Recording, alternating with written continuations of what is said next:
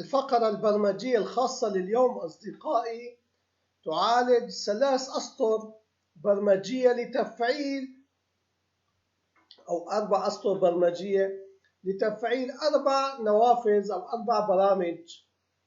نحن عندما نكتب هذا السطر البرمجي ضمن برمجة الفيجوال بيزك ابليكيشن يتفاعل معنا نافذة الأوتلوك الإيميل.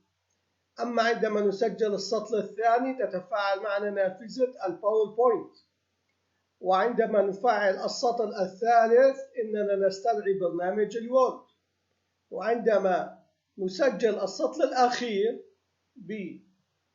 برقم 0 تظهر لنا نافذة الآلة الحاسبة. لنلاحظ التفعيل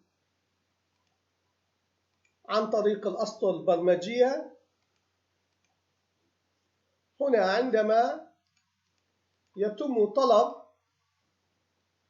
السطر الأول نلاحظ تفعل لنا الأوتلوك.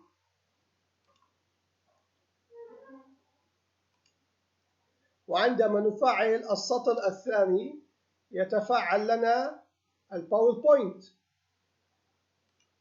وعندما نفعل السطر الثالث تتفاعل لنا الوورد. وفي الأخير تظهر لنا الآلة الحاسبة. إنها من الأسطر البرمجية المهمة لكي يتم التفاعل بين برنامج إكسل والأربع نوافذ الأخرى. شكرا لمتابعتكم. نلتقي غدا إن شاء الله مع فكرة برمجية جديدة.